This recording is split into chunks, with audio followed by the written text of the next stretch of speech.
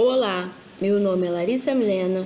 O tema do meu trabalho é avaliação de parâmetros meteorológicos gerado pela reanálise ERA5 para a cidade de Duque de Caxias, região da Baixada Fluminense, Rio de Janeiro.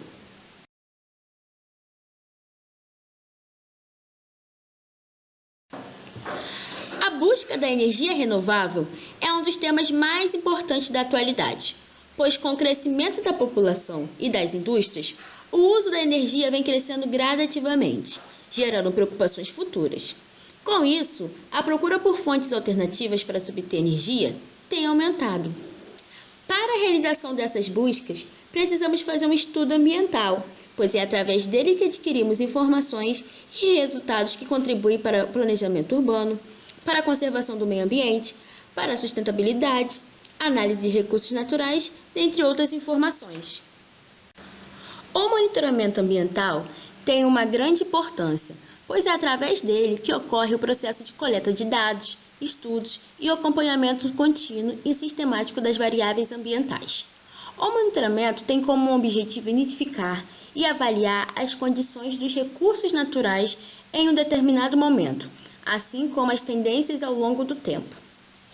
Entretanto, nem sempre temos o monitoramento in situ das condições atmosféricas de uma determinada região, dificultando ações assim de planejamento, pois diversas vezes as variáveis ambientais mudam muito de um local para o outro. Mas com a utilização da reanálise, conseguimos obter informações através de métodos matemáticos e físicos, caracterizam em pontos de grade as informações ambientais. E é neste contexto que vemos se a metodologia e seus resultados, utilizando a reanálise, é válida para uma determinada região.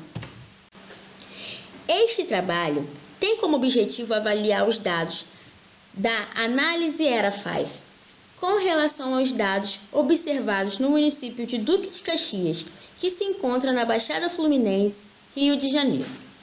Os dados que foram utilizados para essa avaliação foram temperatura do ar, temperatura do ponto de orvalho, pressão ao nível médio do mar, umidade relativa, velocidade e direção do vento. Para a análise dos parâmetros meteorológicos gerados pela reanálise ERA5, extraiu-se as informações para o ponto de grade, onde se encontra a estação do Xerém, Duque de Caxias, pertencente ao Instituto Nacional de Meteorologia. Foram avaliadas séries temporais horárias para cada um dos parâmetros meteorológicos destacados em 2008 e 2018. Para avaliar quantitativamente a qualidade da reanálise ERA5, utilizou-se a raiz do erro quadrático médio. A reanálise ERA5 fornece estimativas de hora em hora de um grande número de variáveis climáticas atmosféricas, terrestres e oceânicas. Esses dados cobrem a Terra em uma grade de 30 km e resolvem a atmosfera utilizando 137 níveis de superfície até uma altura de 80 km. O ERA5 inclui informações sobre incertezas para todas as variáveis em resoluções espaciais e temporais reduzidas. Para a execução da planilha, usamos os dados da ERA5 e da meteorologia de Caxias, isso em horas e em cada variável. Em seguida, realizamos o cálculo da raiz média.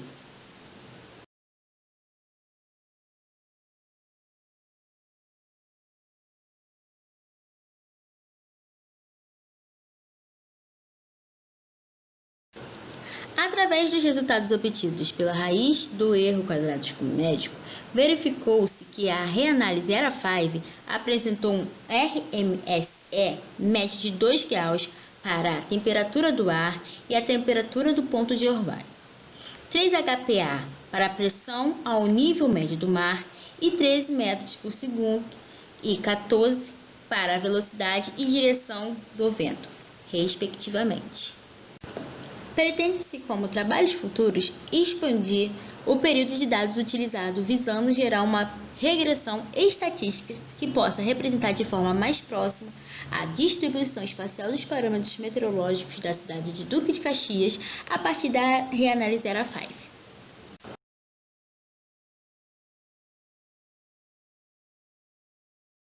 Boa noite, meu nome é Jamile Magalhães, sou aluna do Departamento de Meteorologia da UFRJ e meu trabalho tem como título Características atmosféricas responsáveis por ventos intensos e moderados na Bacia de Santos.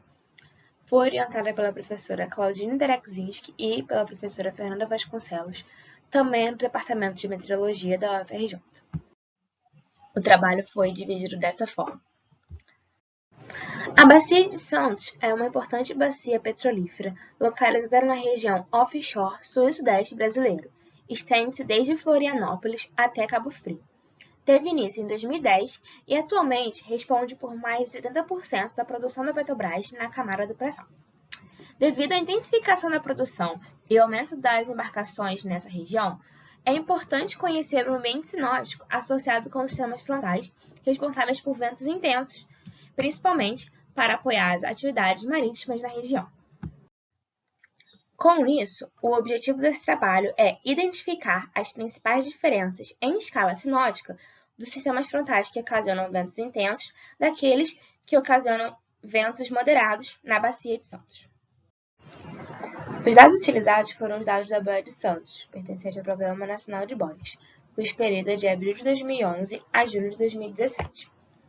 Foram analisados dados horários de intensidade do vento a 10 metros de altura, e durante a análise observou-se que os anos de 2012 e 2013 possuíam valores espúrios, por isso eles foram removidos da série de dados. A partir da série analisada, os dados de V10M foram colocados em ordem crescente, e a partir disso foram selecionados os casos que ocasionaram ventos intensos e ventos moderados.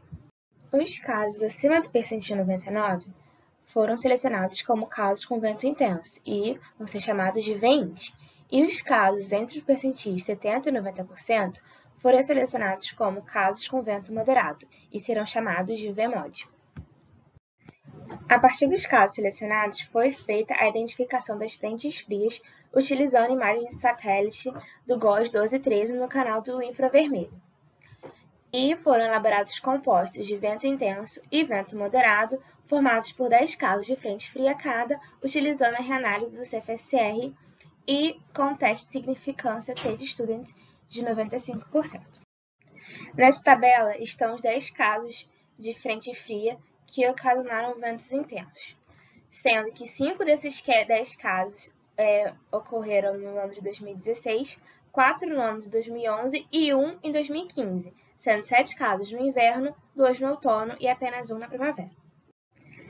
Enquanto que, nos ventos moderados, 6 dos 10 casos ocorreram em 2011, 3 em 2014 e 1 em 2015, com 5 casos no outono, 2 casos no inverno e na primavera, cada, e apenas 1 no verão. E nessa tabela estão os casos de frente fria que ocasionaram ventos moderados na bacia. Para a comparação dos compostos, tem-se o composto de VINT no lado esquerdo e o composto de VMOD do lado direito, e essa organização se manterá durante toda a comparação.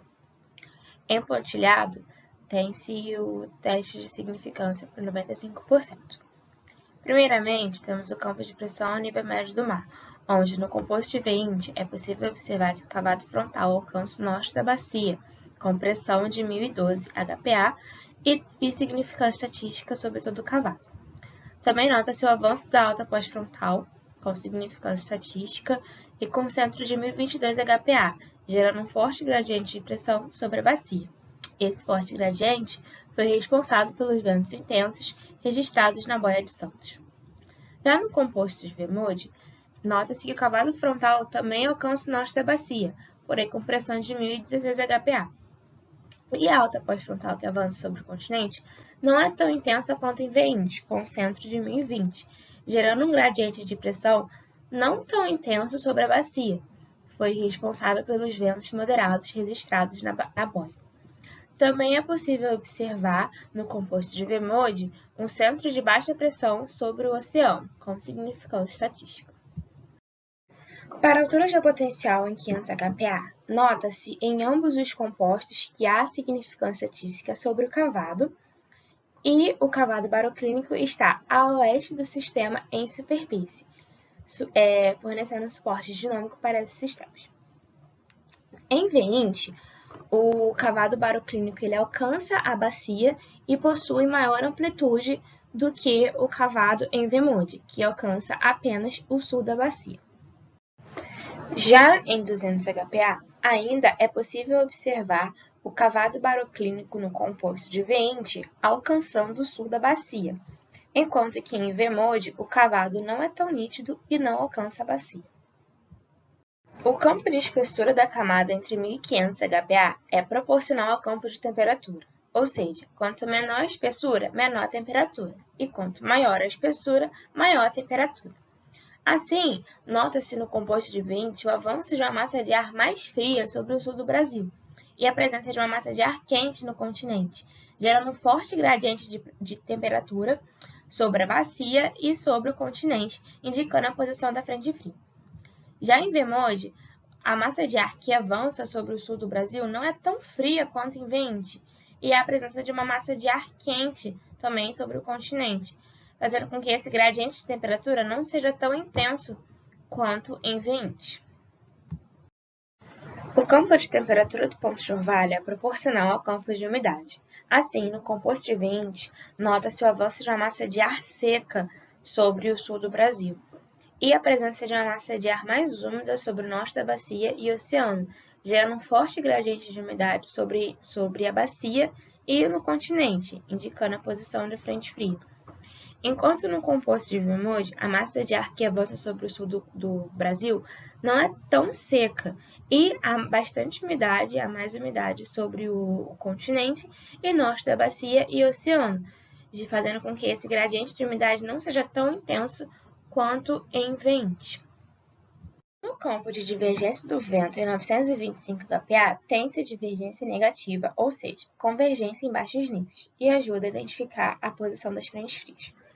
No composto de V20, temos convergência sobre o oceano, sobre a bacia e sobre o continente, indicando que as frentes frias que ocasionaram ventos intensos adentraram mais ao continente. Já no composto de V-mode, tem-se convergência sobre o oceano, especialmente sobre o centro de baixa pressão, observado no campo de pressão a nível médio do mar, sobre a bacia e em alguns pontos sobre o continente, indicando que as frentes frias que ocasionaram ventos moderados, elas foram mais oceânicas e não adentraram ao interior do continente. Com isso, conclui-se que a maioria dos sistemas frontais em V20 ocorreu no inverno, enquanto em V-mode ocorreram no outono. Para os compostos e V20, tem-se o cavado frontal mais profundo e uma alta pós-frontal intensa, gerando um forte gradiente de pressão sobre a bacia. Além disso, há o cavado baroclínico de grande amplitude em médios e altos níveis. Há também um forte gradiente de espessura e de TD sobre o continente, indicando que os sistemas frontais foram mais continentais. E a figura de divergência corrobora com as figuras de espessura e TD, indicando a posição da frente fria. Já para os compostos de V-mode, o cavado frontal e a alta pós-frontal não são tão intensos quanto em V20, gerando um fraco gradiente de pressão sobre a bacia. Além disso, o cavado baroclínico em médios e altos níveis tem menor amplitude do que em V20 e alcança apenas o sul da bacia. O forte gradiente de espessura e de TD estão próximo à costa e sobre o oceano, indicando que as frentes frias foram mais oceânicas em V-mode. E a divergência do vento corrobora com essas figuras, indicando a posição da frente fria. Com passos futuros, pretende-se fazer o estudo de causa de uma frente fria que causou vento intenso e outra que causou vento moderado, a fim de comparar com os compostos e fazer análise do diagrama de fase do ciclone para todos os casos. Essas foram as referências utilizadas.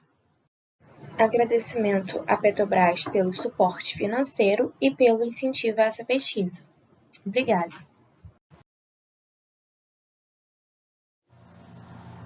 Olá, tudo bem? Meu nome é Maria Luísa, eu sou graduanda em Meteorologia na UFRJ e hoje eu vou apresentar o trabalho Detecção do início da estação chuvosa na bacia do Rio São Francisco a partir de previsões de modelo ETA-BESME. Eu fui orientada pela doutora Show pela Nicole Rezende, pela Claudine e pelo Parque Sete Amores. Eu vou apresentar nesse trabalho uma introdução com motivação, objetivo, metodologia, os resultados e a conclusão. Introdução. A bacia é importante porque ela transporta água numa região semiárida e porque ela tem um potencial hídrico de bom aproveitamento. E aí, para fins de estudos, ela é dividida em 4 bacias: Baixo, Submédio, Médio e Alto São Francisco, sendo que a maior área está no Médio São Francisco e a menor área no Baixo. Ela tem a nascente na Serra da Canastra, em Minas Gerais, abrange 7 estados do Brasil e tem 2.700 km de extensão. Ela é caracterizada por uma grande diversidade climática devido à sua extensão. Então, varia a cobertura vegetal, proximidade com o mar, a continentalidade e os sistemas atmosféricos que atuam nessa bacia. Por isso que a previsão ela se torna complexa. Tem muitos fatores a serem considerados. E essa diversidade ela pode ser vista pelos valores de precipitação média anual, sendo que os menores valores estão no submédio e baixo São Francisco e os maiores no alto e médio São Francisco. E aí os trimestres mais chuvosos são no alto e médio São Francisco, novembro, dezembro, janeiro, no submédio, janeiro, fevereiro, março, e no baixo, maio, junho e julho. E, além disso, existe uma grande demanda por água nos diversos setores da economia. Aqui nesse trabalho eu vou dar um foco no Alto São Francisco porque ele é responsável por distribuir um considerável volume de água para as demais subbacias. Motivação. Bom, a bacia do Rio São Francisco ela atende 520 municípios, representa 6,5% da capacidade de geração do país e 9,8% da demanda nacional de água. O objetivo do trabalho é avaliar as previsões sazonais de precipitação no modelo ETA alinhado ao modelo global BESM para detectar o início da estação chuvosa na região do Alto São Francisco. E assim, as previsões sazonais elas são muito valiosas para fazer a gestão dos recursos hídricos. E por ser uma previsão numérica, é necessário avaliar a previsão antes de aplicar em outros estudos, por conta de erros sistemáticos e aleatórios do modelo. E, além disso, tem um fator complicante que a previsão sazonal ela é extremamente dependente das condições iniciais. Então, quanto melhor for essa condição inicial, melhor vai ser a previsão. Dados. Aqui foi utilizado o modelo ETA, que foi desenvolvido na Sérvia, utilizado no INPE para produzir previsões sobre a América do Sul em diferentes escalas de tempo. Então, como eu já disse, ele está aqui alinhado ao BESM, com resolução de 40 km, período estudado de 2001 a 2007, meses estudados de outubro a dezembro, que são os meses da estação chuvosa, prazo de integração de 4 meses e meio, saídas do modelo a cada 6 horas, números de integrações. Uma que se inicia no dia 15 de setembro, condições iniciais do MCGA do CPTEC INPE e condições de contorno do BESM. O dado para avaliação foi o do MERGE, do Rosante, do CPTEC, que é um banco de dados que utiliza estatística para interpolar dados observados de estações e satélites. Então, originalmente, ele tinha 25 km de resolução e foi colocado para 40 km para poder fazer a comparação com o ETA-BESM.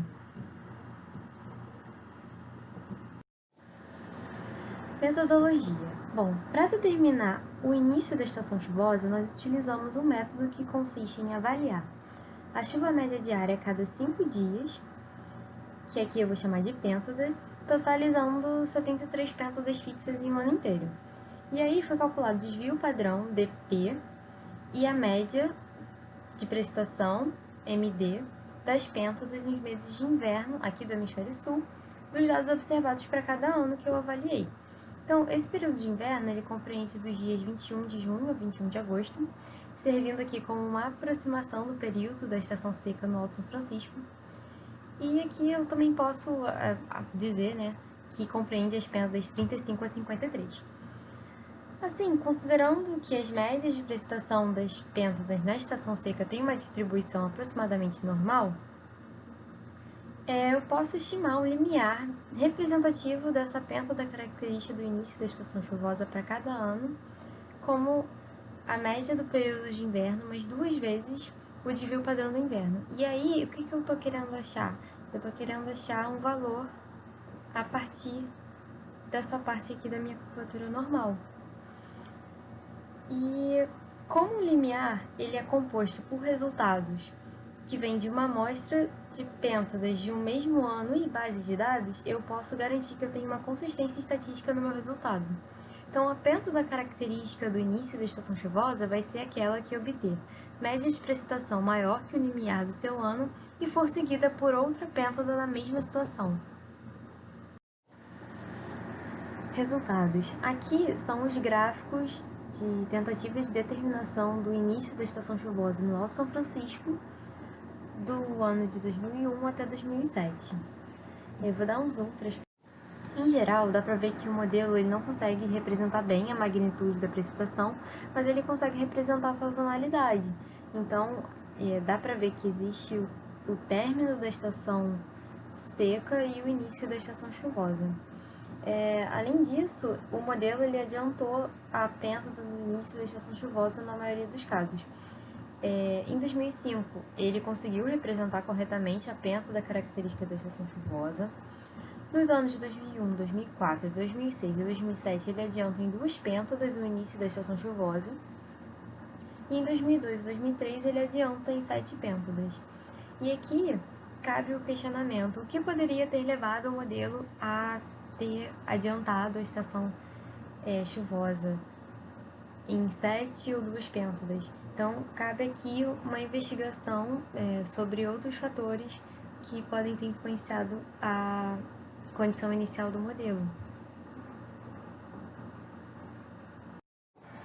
Então, daria para dizer que, num panorama geral, o modelo está representando bem o início da estação chuvosa e que aqui o método ele também conseguiu representar corretamente o fim da estação seca e o início da estação chuvosa quando analisamos os dados independentemente. Conclusões. Então, ainda que o modelo ele apresente dificuldade para reproduzir a magnitude da precipitação no Alto São Francisco, ele consegue reproduzir as suas sazonalidades.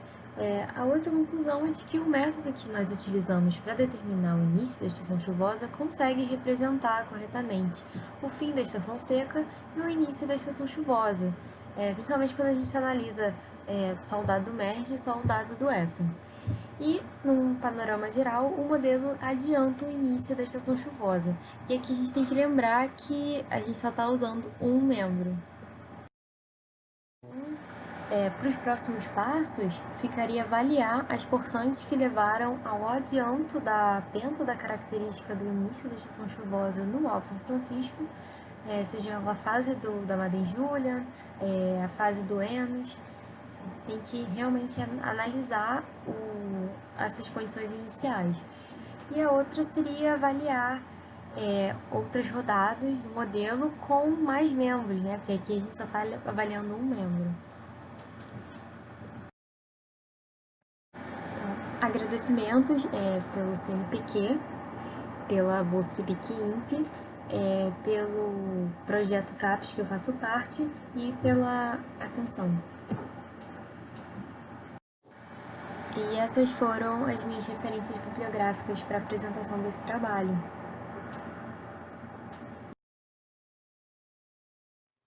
Olá, eu sou Marcelo Negreiros, graduando em Engenharia Civil, e venho por meio desse vídeo apresentar o meu trabalho, a Semana Acadêmica de Engenharia Meteorológica, sobre o tema Estimativas de variações de nível d'água do Rio Pavuna, utilizando dados pluviométricos, juntamente com o aprendizado de máquina ou Machine Learning. Aqui estão alguns tópicos que serão abordados, apresentando inicialmente alguns tópicos sobre desastres naturais e possíveis prevenções para os mesmos, a apresentação do estudo de caso abordado, alguns cotagramas e a bacia do Rio Pavuna, uma explicação sobre o que seria o Machine Learning e demonstração dos algoritmos utilizados, finalizando com os resultados obtidos no estudo. Sobre os desastres naturais, podemos classificá-los como o resultado de fenômenos naturais extremos e intensos que causam enormes impactos na sociedade, afetando fortemente a população, e podem ser diferenciados por sua origem. Mais explicitamente, são diferenciados pelos fenômenos que os desencadeiam. Tais desastres se tornam um grande problema para a saúde pública, já que os mesmos afetam de grande forma as execuções dos serviços. As mortes, lesões e problemas de saúde que, consequentemente, vêm a médio e longo prazo garantem excessos no serviço de saúde pública, o que acaba comprometendo seu funcionamento de uma forma mais adequada.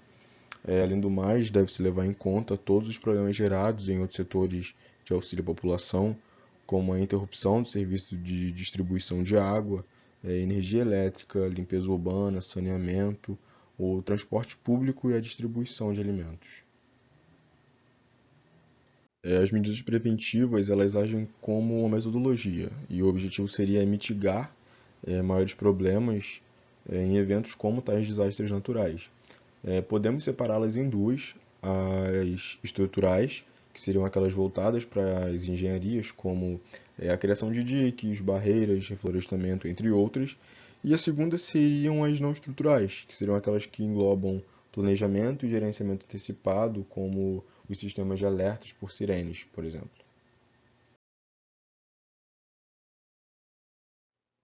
Sobre o estudo de caso abordado, o objetivo foi explorar o rio Pavuna, já que o mesmo é situado na Baixada Fluminense, que é uma área que tende a ter uma alta incidência de cheias vindas de fortes precipitações sobre a região, gerando perdas materiais aos moradores. Como já dito, as precipitações são a principal causa para tais desastres e acabam sendo favorecidas principalmente pelas construções e ocupações próximas às margens do rio, o que potencializa o escoamento superficial, já que o solo se torna impermeável e acaba favorecendo a elevação do nível de água e a aceleração dos picos de cheia sobre a região. Neste trabalho, utilizamos os dados dos níveis de água do rio Pavuna, juntamente com os dados pluviométricos, ou seja, os dados das chuvas coletadas. Esses dados foram coletados pelas estações presentes na bacia do rio Pavuna, que seriam a estação do Sete Meriti, a estação Bangu e a estação Anchieta. E o intuito era relacionar essas chuvas com as taxas de variação de nível d'água, utilizando ainda o aprendizado de máquina ou machine learning. Estes são alguns dos cotagramas desenvolvidos a partir dos dados coletados da estação Sete Meriti, e é fácil visualizar a rápida resposta do rio a partir da chuva e como seu nível sobe rapidamente. Aqui nós temos a imagem da área da bacia do rio Pavuna, delimitada em branco, os municípios que ele percorre, além do local de cada estação de coleta dos dados pluviométricos. Temos em vermelho a estação Sete Meriti, em amarelo a estação Anchieta e em verde mais abaixo a estação Bangu. Machine Learning, ou o aprendizado de máquinas, é um campo da inteligência artificial onde é possível criar algoritmos para ensinar uma determinada máquina a desempenhar tarefas.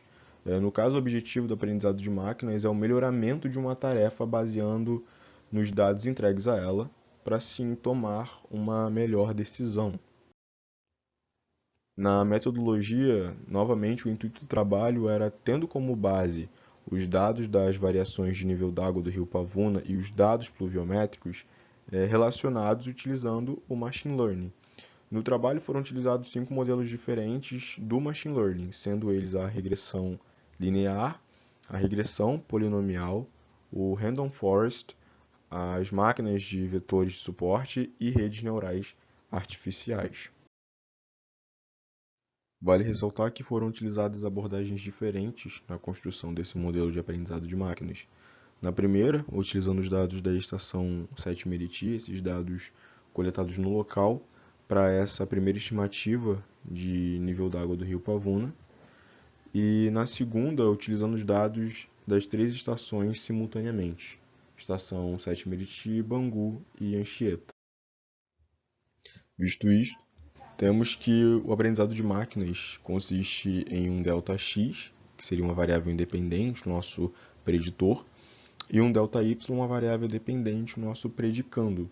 A variável preditora seria o acumulado da precipitação, no caso o acumulado das chuvas, que seria usado para prever a variação do nível d'água.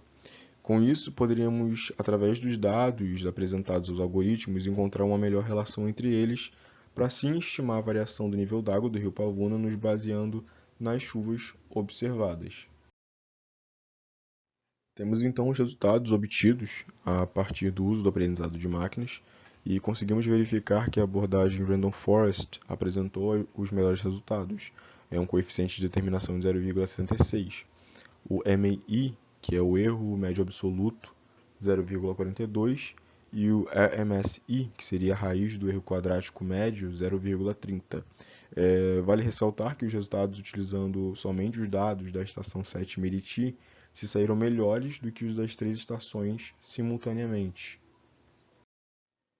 Sendo assim, através dos resultados, nós vemos a necessidade de maiores estudos voltados para o ambiente operacional, visando auxiliar os tomadores de decisão, assim como uma melhor integração interdisciplinar entre as universidades, defesas civis e a sociedade. Encerro então aqui a minha apresentação, agradecendo a oportunidade, juntamente com o meu professor Fabrício Polific e a professora Gisele Dornelles. Obrigado.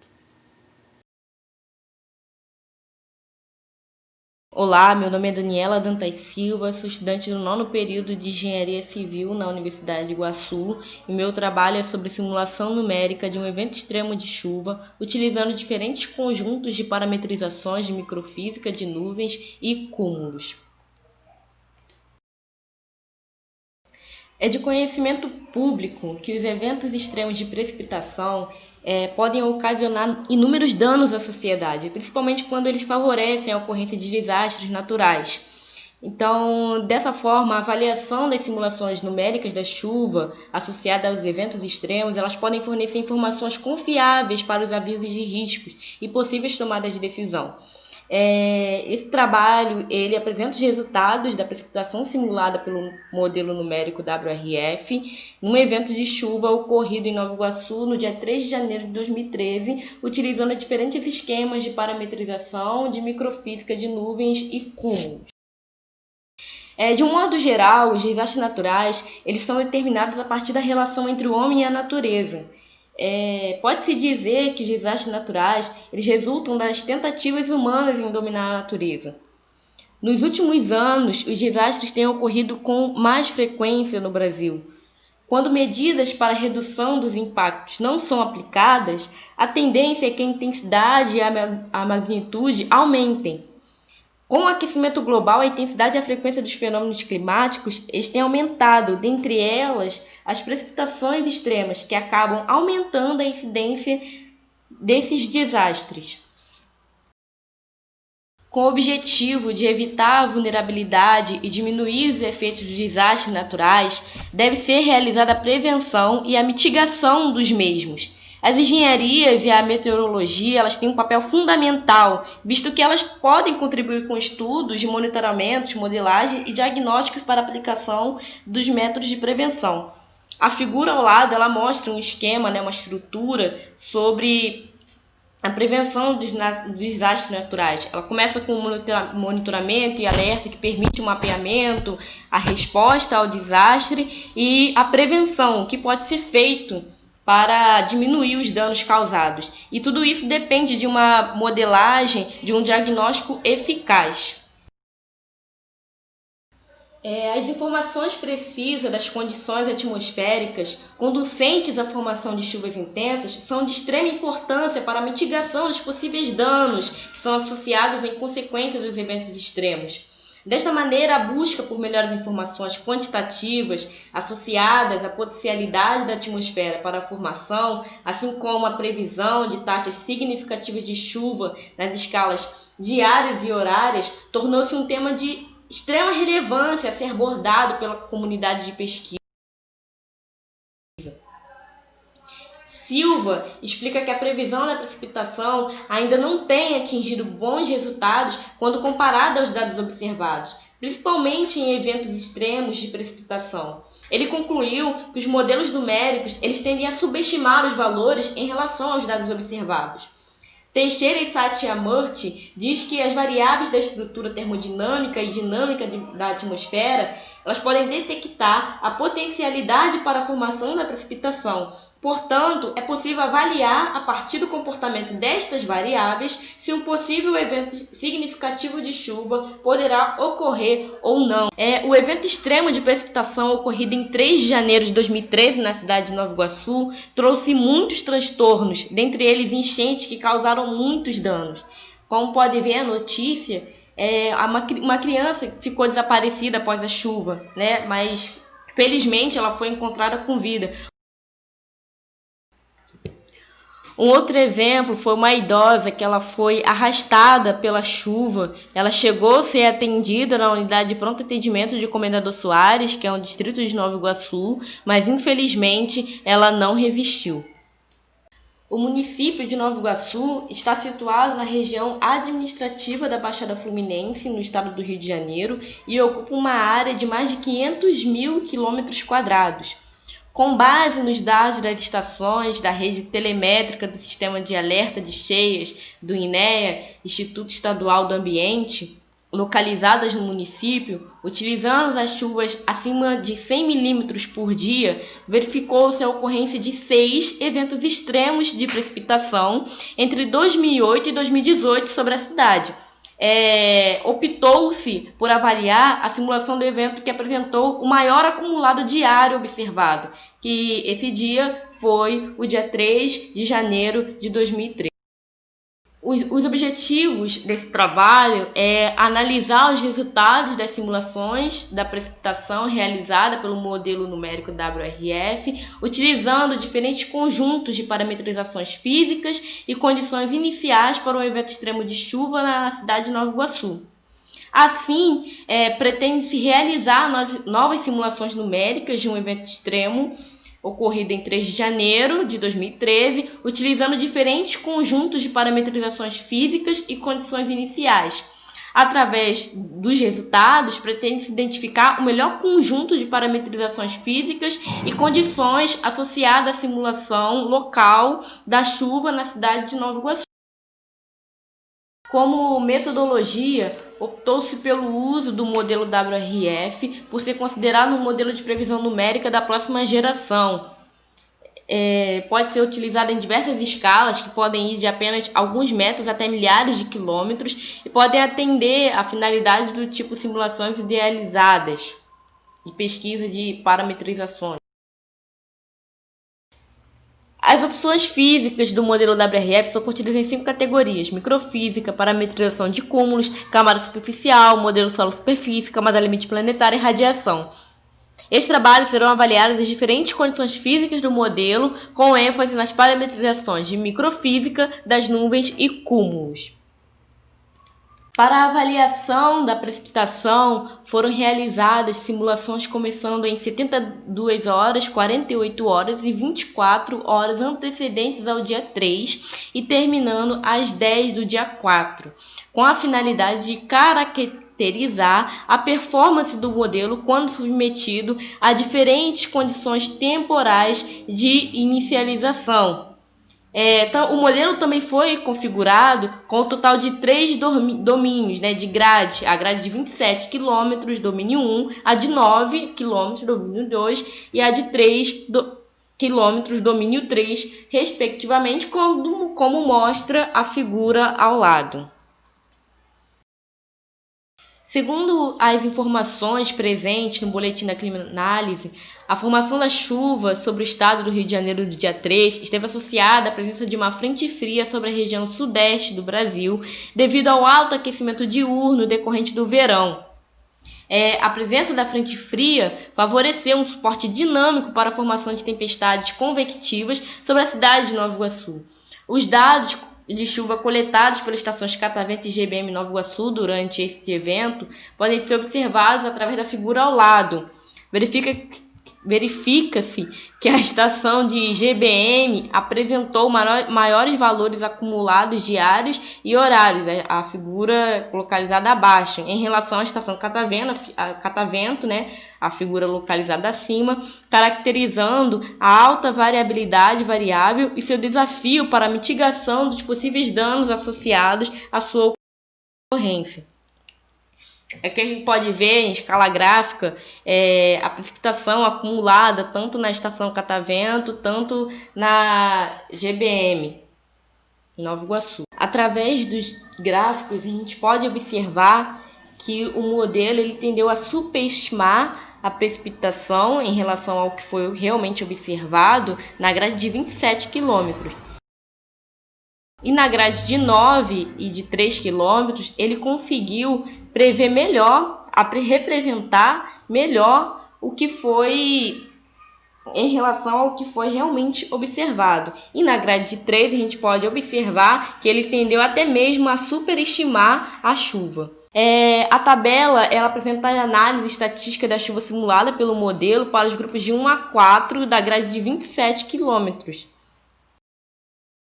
A tabela 2 para o grupo de 1 a 4 para a grade de 9 e a tabela 3 para a grade de 3 km. Entre os esquemas, a gente pode verificar que o conjunto obtido pela combinação de esquemas de microfísica de nuvens de Pordolin, cúmulos de Betz-Miller e de Andick apresentou o menor valor de RMSE.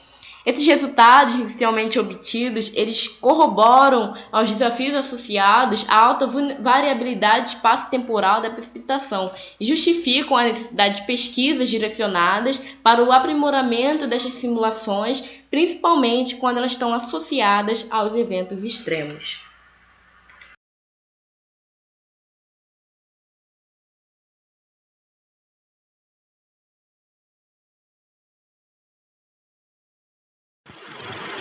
Olá, meus cumprimentos a todos. Espero que nesse período atípico estejam todos bem e que possam aproveitar ao máximo essa apresentação. Bom, meu nome é Eric Marques Manuel, sou graduando em Engenharia Civil pela Universidade de Iguaçu e Geofísica pela Universidade Federal Fluminense. Hoje eu vou estar apresentando para vocês minha pesquisa sobre variabilidade espacial de eventos extremos de chuva na bacia do Iguaçu-Sarapuí, situada no Rio de Janeiro. Para começar, gostaria de fazer algumas perguntas para explicar juntamente com a introdução. O que são eventos extremos de chuva? São conhecidos pelo quê? E o que ela pode causar? Eventos extremos de chuva é quando há grande quantidade de precipitação e geralmente são classificados como de origem hidrológica. Causam inundações, alagamentos, enchentes, deslizamento. Ainda pelo fato de em algumas dessas regiões terem crescimento desordenado e inadequado, a falta de saneamento básico, esses fatores ajudam as chuvas extremas a causarem maiores danos socioeconômicos às populações envolvidas. Os dados utilizados para essa análise foram coletados de 15 em 15 minutos por cada estação, desde 2008 a 2018. A bacia tem a área de drenagem que mede um total de 726 km², sendo 168 km² representam a subbacia Sarapuí e 558 km² representam a subbacia do Iguaçu. A bacia abriga parte dos municípios do Rio de Janeiro, Nilópolis, Mesquita, São João de Meriti, Nova Iguaçu, Belfor Roxo e Duque de Caxias. Todos esses municípios que fazem parte da bacia estão situados na região metropolitana do Rio de Janeiro. Bom, a seguir temos duas imagens, uma de enchente e outra de deslizamento. Os dois eventos foram causados no mesmo mês do mesmo ano. Uma enchente ocorreu em Nova Iguaçu e o deslizamento ocorreu em Belfor Roxo. As duas são cidades vizinhas. O mês de dezembro de 2013 foi um mês onde houve bastante chuvas extremas e causou muitas perdas socioeconômicas para a população envolvida. Houveram muitas famílias que perderam seus bens por conta desse evento e da falta de saneamento básico para escoar toda essa água. Com o crescimento desordenado, essas áreas inadequadas, com eventos desse gênero, houveram alguns deslizamentos, ocasionando perdas de vidas e de construções. Agora vou apresentar para vocês o estudo que foi feito e a análise que se pode concluir. Bom, a seguir temos a estação de catavento. No gráfico esquerdo, temos a média de precipitação acumulada, onde temos todos os meses do ano, com as médias de cada mês de todos os anos. E no gráfico à direita, podemos observar a média de dias com chuvas, tendo de menor que 5 milímetros, entre 5 e 25 milímetros, entre 50 e 100 milímetros e maior que 100 milímetros, que seriam as chuvas extremas. Podemos observar que na estação de catavento, os meses de janeiro, novembro e dezembro foram registrados como os meses mais chuvosos. E no gráfico de média de dias com chuvas, podemos observar janeiro, fevereiro, março, abril e dezembro com meses que houveram dias com chuvas atípicas, ultrapassando 100 milímetros. Estação Clube 15. Podemos observar que houve os meses mais chuvosos foram janeiro e dezembro, todos os dois com médias acima de 200 milímetros. Houveram chuvas atípicas no mês de janeiro e dezembro apenas. O mês de dezembro houve mais chuvas atípicas do que o de janeiro. GVM Nova Iguaçu. Nessa estação, podemos observar que os meses mais chuvosos foram janeiro e dezembro, os dois apresentando uma média acima de 250 milímetros. Sobre os dias com chuvas atípicas, podemos observar que houveram dias em janeiro e em dezembro, com mais chuvas atípicas do que janeiro. Guadalupe. Na estação de Guadalupe, podemos notar uma breve diferença quando olhamos a média de precipitação acumulada, pois a sua média máxima se limita a 160 e é inferior aos outros gráficos apresentados anteriormente. Contudo, podemos observar que janeiro e dezembro foram os meses mais chuvosos, mesmo com quantidades menores.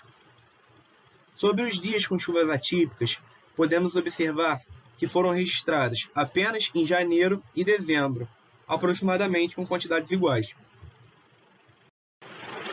Ponte de Ferro Capivari.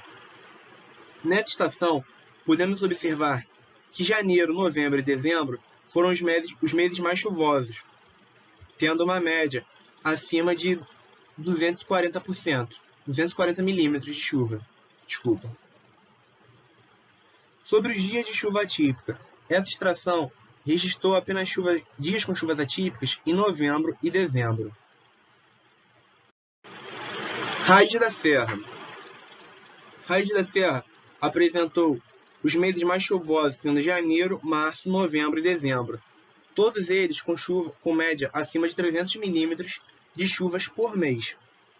Sobre os dias com chuvas atípicas, foram registrados em janeiro e fevereiro. Estação Santa Cruz da Serra se assemelha muito com a estação de Guadalupe, pois houve uma quantidade de precipitação menor do que as outras estações, tendo sua máxima em 220 milímetros. Contudo, os meses mais chuvosos foram janeiro, janeiro, março, novembro e dezembro, todos com uma média acima de 160 milímetros por mês. Sobre os dias com chuvas atípicas, podemos afirmar e observar que janeiro foi o único mês que registrou chuvas atípicas nessa estação. Bom, para concluir, foi utilizado o liminar de 100 milímetros de chuva por dia. Com isso, verificou-se o total de eventos extremos registrado pelas estações de 2008 a 2018, que Raiz da Serra e GBM Nova Iguaçu apresentaram 44% do total de eventos extremos. Catavento e Clube 15 apresentaram uma ocorrência intermediária de 16% e 13%, respectivamente, de chuvas atípicas. Já Guadalupe, Monte de Ferro Capivari e Santa Cruz da Serra apresentaram menores ocorrências, com 9% cada uma. Futuramente, pretende-se efetuar trabalhos para investigar o sistema meteorológico que favorece ocorrência desses eventos, gatilhos locais e condições dinâmicas e termodinâmicas da atmosfera, associada com resultados obtidos. Fica claro que há necessidade de pesquisa direcionada para esses ambientes, visando auxiliar a retomada de decisões e na iminência de eventos extremos de chuva. Bom, por último, gostaria de agradecer a oportunidade, agradecer a meus orientadores por todo o apoio e todo o suporte que foi dado até aqui. E principalmente agradecer a meus pais, pois sem eles nada seria possível. Obrigado. Eu sou Gabriele Rocha e vou estar falando um pouco sobre variabilidade espaço-temporal da chuva mensal nas bacias hidrográficas da cidade do Rio de Janeiro. Observar os padrões de chuva é fundamental, quando o assunto é obter um planejamento de atividades agrícolas, gerenciar os recursos hídricos, ter estudos climatológicos e, por meio de análise dos volumes de precipitação e distribuição no espaço-tempo, conseguir monitorar esse fenômeno chuva. No Rio de Janeiro, por existir poucas referências sobre climatologia, o regime pluviométrico é de extrema utilidade, até mesmo para evitar ou contornar situações de desastres. Por conta dessa carência, o Alerta Rio, em função dos desastres ocasionados por deslizamento, monitora a previsão do tempo e estabeleceu, junto aos geólogos da GeoRio, um limite de chuva que são verificados pelos 30 pluviométricos espalhados pela cidade do Rio de Janeiro. Devido a esse pré-estabelecido limite de chuva, quando observado um aumento, junto com a falta de planejamento urbano, falta de estudo de drenagem e o crescimento populacional em área de risco, ambas as bacias são vulneráveis a desastres naturais, como deslizamento, pois no Rio de Janeiro os desastres têm a probabilidade maior de vir a acontecer por conta de chuvas intensas. Utilizando o banco de dados do Sistema Alerta Rio, foram avaliadas as distribuições mensais da precipitação para 4 bacias hidrográficas entre 1997 e 2019. Para a análise das distribuições e representação temporal e espacial das chuvas, os dados de precipitação pluviométrica são obtidos a partir de coleta de registros de séries históricos da estação pluviométrica localizado em regiões de interesse ambiental. Na análise dos dados, foram utilizadas as estações do Alerta Rio, da Prefeitura do Rio de Janeiro, entre os anos de 1997 e 2019. Que possui 33 estações telemétricas distribuídas no município de forma estratégica. As bacias anteriormente citadas são divididas em 4 partes, sendo elas Baía de Guanabara, Baía de Sepetiba, Jacarepaguá e Zona Sul. Na Baía de Guanabara, tem as estações da Tijuca, Santa Teresa, Grajaú, Ilha do Governador, Penha, Madureira, Irajá, Bangu, Piedade, Saúde, Grande Meia, Anchieta, Alto da Boa Vista, Laranjeira, São Cristóvão e Tijuca. Na Baía de Sepetiba, teremos Guaratiba, Santa Cruz, Campo Grande, Sepetiba, Avenida Brasil, Mendonha.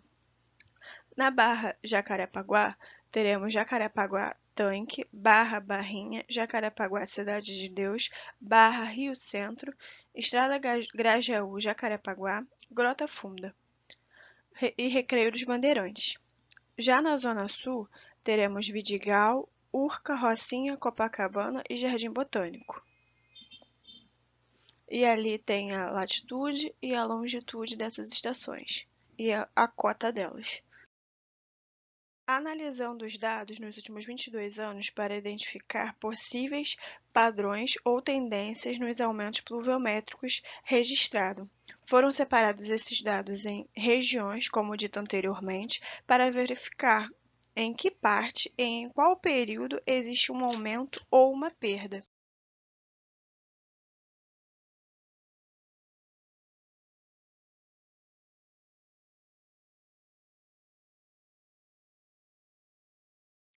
E aí, por meio de gráficos e pegando esses 22 anos de dados da estação Zona Sul, foi obtido a média de acordo com o mês do ano. Então, em 22 anos, no mês de janeiro, obteve um acúmulo de precipitação de 147,67. E assim para todos os outros meses durante esses 22 anos. Foi feito na Baía de Guanabara, lembrando que são os 22 anos que são entre 1997 e 2019, feito as médias. Barra Jacarepaguá, Baía de Sepetiba, e aí foi gerado essa tabela de dados, e separados por estações do ano, verão, outono, inverno e primavera. E as regiões de estações que eu já tinha mencionado, Zona Sul, Baía de Guanabara, Barra Jacarepaguá e Baía de Sepetiba. Vamos observar no verão. No verão, a Baía de Guanabara destacou um acúmulo mensal maior. Já no inverno, a Baía de Guanabara destacou um valor de precipitação menor. Em comparação, a Zona Sul trabalha com o oposto. No verão, ela é a estação que tem menor acúmulo de precipitação. Já no inverno, comparado às demais, ela tem um aumento. Ela tem um maior acúmulo de precipitação comparado com as 3 outras estações. Verificando no gráfico, para ficar um pouco mais didático, mais explicado, a gente tem ali ao lado que o azulzinho é a Zona Sul, o laranja é a Baía de Guanabara, o cinza é a Barra Jacarepaguá e o amarelo é a Baía de Sepetiba. Vamos observar, como observamos na tabela anterior, está separado em verão, outono, inverno e primavera, começando de dezembro a novembro. O verão como dezembro, janeiro e fevereiro. E o inverno como junho, julho e agosto. E aí a gente observa que no verão, na Baía de Guanabara, que é o laranja, tem um acúmulo maior. 146, 172, 113. Já a Zona Sul, no verão, tem 139, 147 e 100. Em comparação com as demais estações, a Zona Sul é a que tem o menor acúmulo. Já no inverno, isso é o inverso. Comparando com Baía de Guanabara, que tem a menor entre as 4, de 43, 39 e 30, a Zona Sul vem com um acúmulo maior, de 84, 91 e 64. E aí, através desse levantamento, foi possível identificar tudo isso que eu já tinha dito nos slides anteriores. Foi possível identificar que Baía de Guanabara, no verão, ela tem o acúmulo mensal maior e no inverno o menor. Já na Zona Sul, isso ocorre inversamente.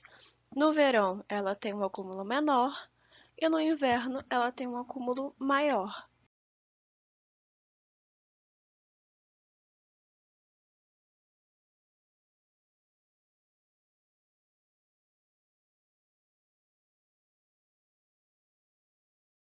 Então, esses foram os estudos feitos com análise de dados, que foram retirados do site do Alerta Rio, com os valores das precipitações acumuladas nesses 22 anos.